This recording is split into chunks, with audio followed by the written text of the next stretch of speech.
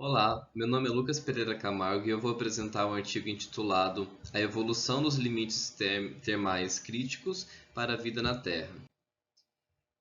Esse grupo de pesquisadores, eles dizem que compreender os limites térmicos das espécies, de como que eles evoluíram, é fundamental para prever como que eles vão reagir a mudanças climáticas como o aquecimento global.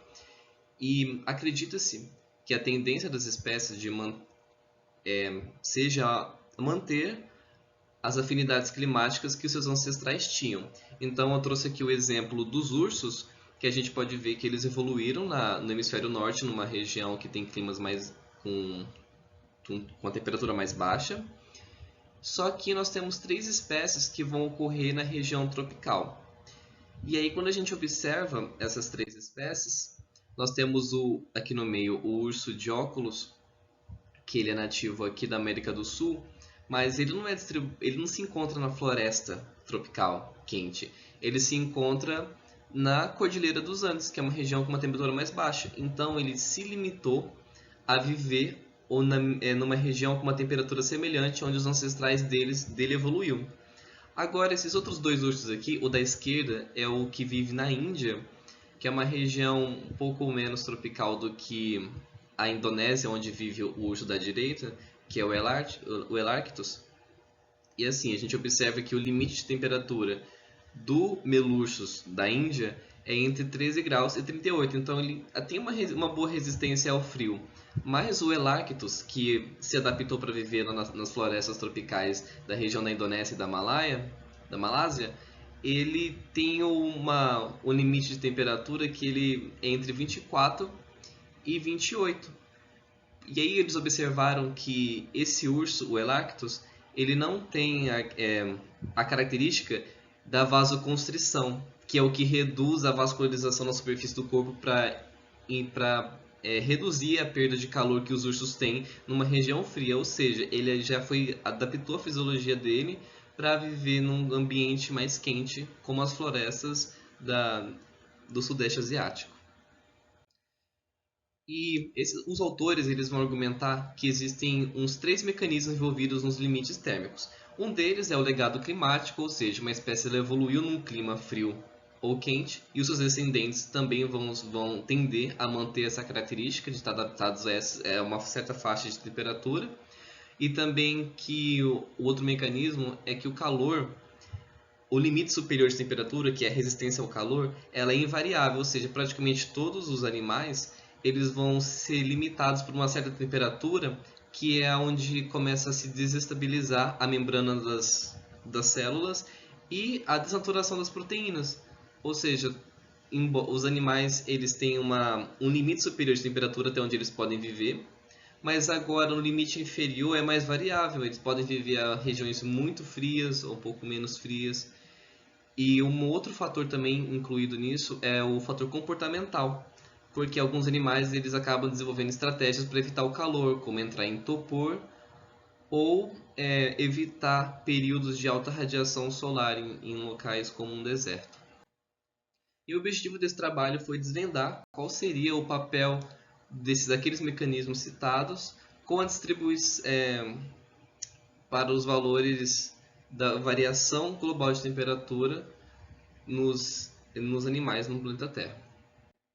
E aí, para fazer isso, os autores desse trabalho quase os mesmos pesquisadores que criaram o GlobeTherm, que é um banco de dados que contém dados sobre a tolerância térmica das espécies que foram dados obtidos experimentalmente.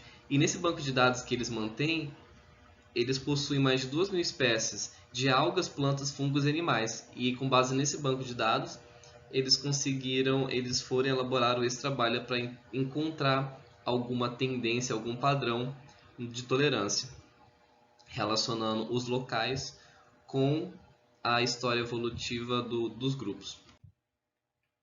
E aqui um exemplo, um dos resultados, né, foi que o padrão de variação de tolerância ao frio, ele é consistente com aquela hipótese de que se o ancestral evoluiu numa região fria, então os descendentes atuais têm uma maior tolerância ao frio.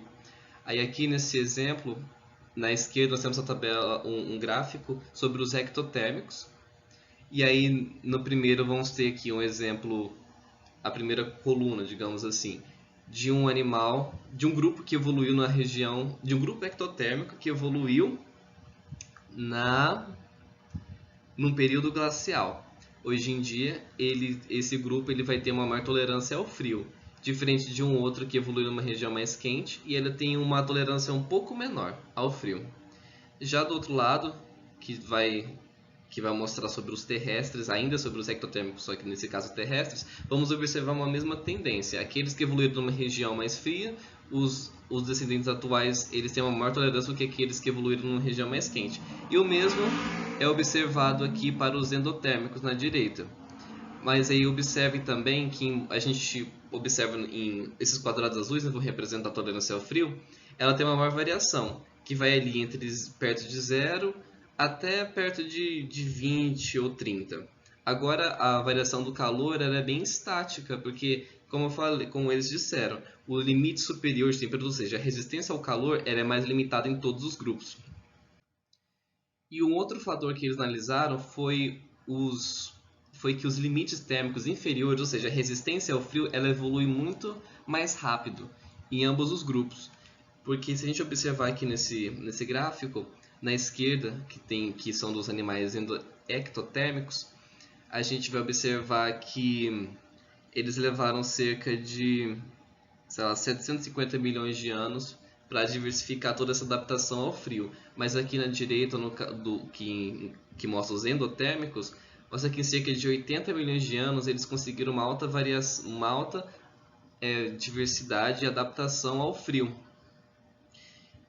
E isso diferente da evolução em relação à resistência ao calor. Isso mostra novamente que o calor, o limite de tolerância ao calor, ele é mais invariável entre os grupos.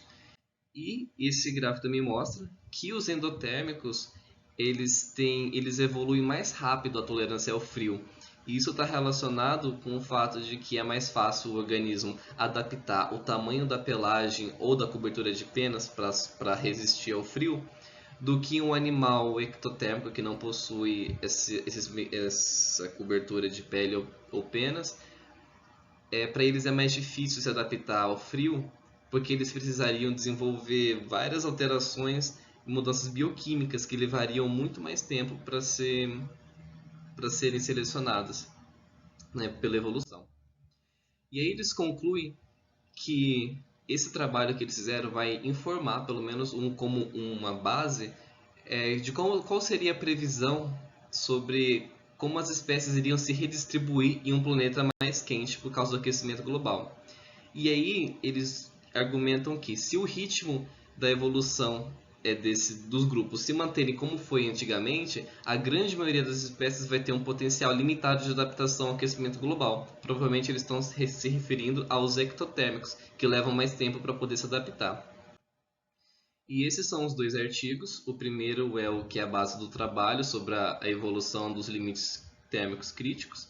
E embaixo é o artigo que eu usei para dar o exemplo do urso, para ficar um pouco mais claro o que eles estavam falando. E a pergunta que eu coloquei aqui é: por que os animais endotérmicos se adaptam mais rápido a ambientes frios? Porque é mais fácil para eles adaptarem características como espessura de penas e da pelagem do que desenvolver mecanismos bioquímicos complexos. E é isso, muito obrigado.